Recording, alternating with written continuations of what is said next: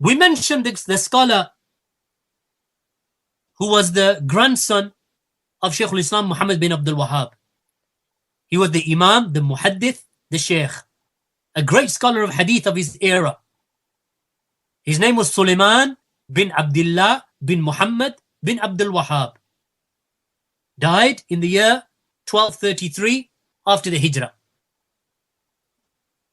In this context, it refers to 1818, the year of capitulation, the year that the ruler of the Kingdom of Saudi Arabia in his time, the fourth king, Abdullah bin Saud, that he capitulated. In that same year, he was the author, as we mentioned, he is the author of the first explanation of Kitab al-Tawheed.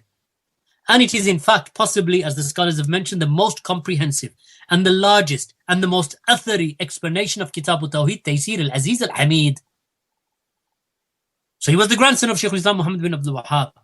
He was killed at the age of 33 by the representative of the Ottomans, Ibrahim Pasha, who was the son of Muhammad Ali Pasha, the leader of Egypt. So Ibrahim Pasha was sent by the Ottomans to come to Dir'iyah to demolish the Salafi state on the way from the seaport of Jeddah, as they came across the whole of the Arabian Peninsula and they reached Najd, which is from the east of Medina. By the time they reached there, they went after village, destroying houses, killing and murdering the Muslims and the people of Tawheed. So when they reached Dir'iyah, that they came, Ibrahim Pasha came to Dir'iyah. Sheikh Muhammad bin Ibrahim al-Sheikh, he has a introduction to the Taysir al-Aziz al-Hamid of Sheikh Abdullah or Sheikh Sulaymān bin Abdullah, the author of Taysir al-Aziz. He mentions on page number 13 that Ibrahim Pasha, when they came to Dir'iyah and when they came to the Najd, they brought with them singing girls, singing women, who would sing and dance for them.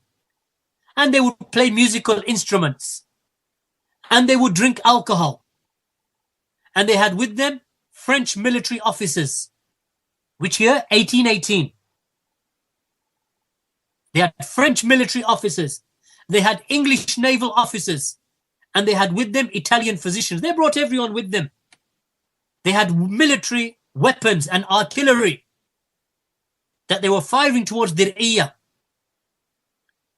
And Sheikh Muhammad bin Ibrahim al-Sheikh, he mentions that not once was the adhan heard from the encampment of the Ottomans, or the encampment of Ibrahim Pasha rather.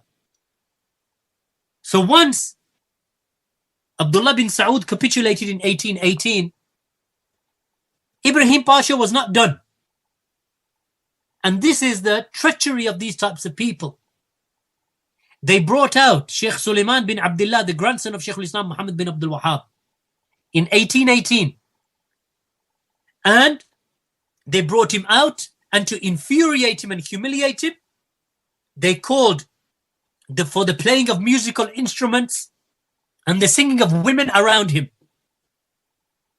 The Pashas, Ibrahim Pasha's hatred and desire to humiliate this scholar, eventually, because Sheikh Sulaymān bin Abdullah, he wasn't affected by what they were doing. He knew that they were trying to humiliate him. So he would continually, making dhikr, calling upon Allah, making dua, not paying any attention to the humiliation that they were trying to put him into. So Ibrahim Pasha became more enraged. So then they took him out to the graveyard in Dir'iyah. Once there, he ordered that the soldiers, that they surround Sheikh Sulaymān bin Abdullah, the grandson of Shaykh al-Islam Muhammad bin Abdul Wahhab. Then he commanded every soldier to point his rifle towards the Sheikh's body as he was put in the middle of them. And he commanded each of them to fire just one bullet each into the body of the Sheikh. As they fired, the Sheikh's body was torn to shreds. Sheikh Sulaymān, this great scholar, was only 33 years old when they killed him. For what reason did they kill him? Ask yourselves. He's a scholar. He used to teach Bukhari. He was an imam who taught Bukhari to the people, and Kitab al-Tawheed, and Aqidat al-Sahiha. So why kill him? Why? Because of their enmity. Ibrahim Pasha and those with him, their enmity for this land of Tawheed.